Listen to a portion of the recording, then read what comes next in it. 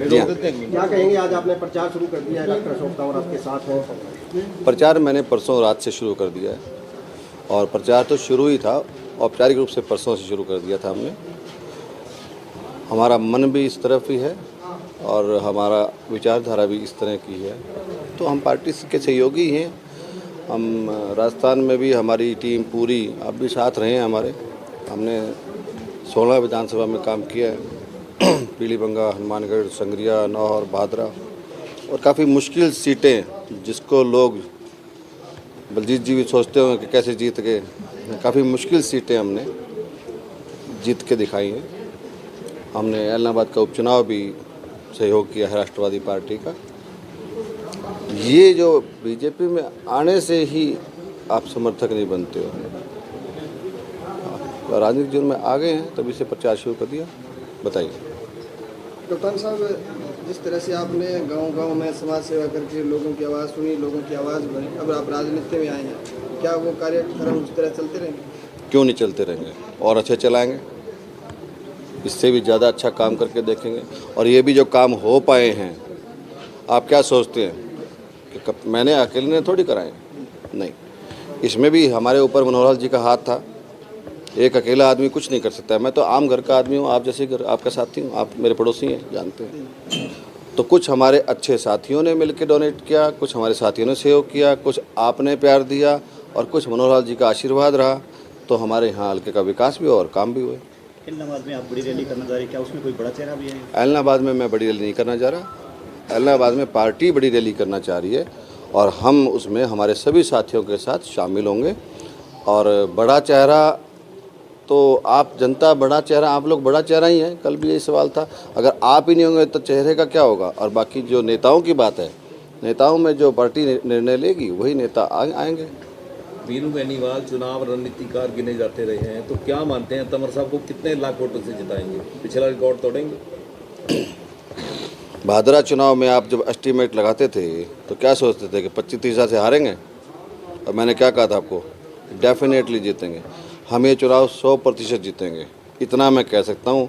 लाखों हज़ारों की बात का, जब चुनाव बन जाएगा, उम्मीदवार सामने होंगे, समीकरण को देख के आपको संख्या भी बताएंगे और एग्जैक्ट संख्या बताएंगे, कोट नहीं करेंगे। तंवर साहब ने कहा है कि 2 फसल लेनी है, एक अगेती, एक पचेती, तो आपने भी दोनों की तैयारी शुरू कर दी? हाँ, मैंने दोनों की तैयारी शुरू कर दी।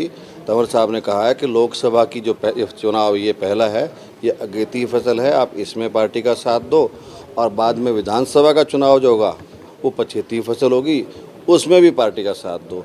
हमें ये अगेती भी लेनी है 10 की 10 लोकसभा में, और 90 की 90 विधानसभा में पछेती फसल भी लेनी है। उनका अभिप्राय ये था। कांग्रेस की क्या स्थिति देख रहे हैं आप, मुकाबले में मानते हैं?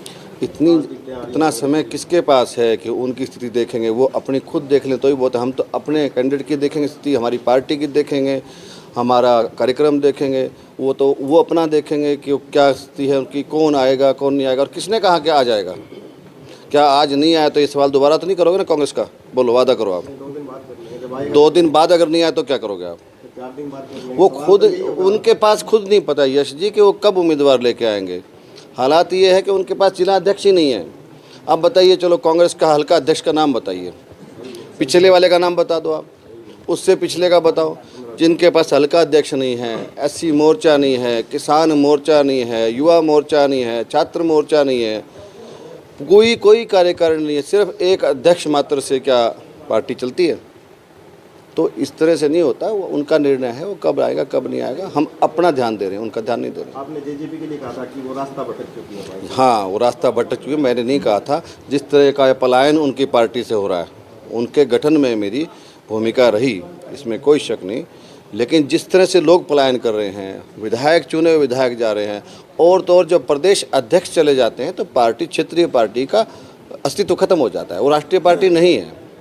जिस भी पार्टी का प्रदेश अध्यक्ष पार्टी छोड़ता है, उसके बाद उस पार्टी का सारा संगठन खत्म हो जाता है।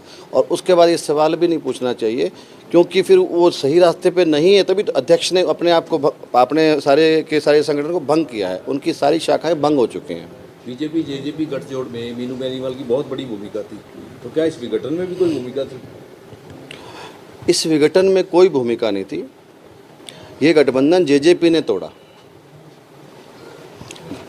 जेजेपी ने लालच करके और कुछ इस तरह की घटनाएं हुई जिससे पेरेंटल पार्टी को नुकसान हो रहा था।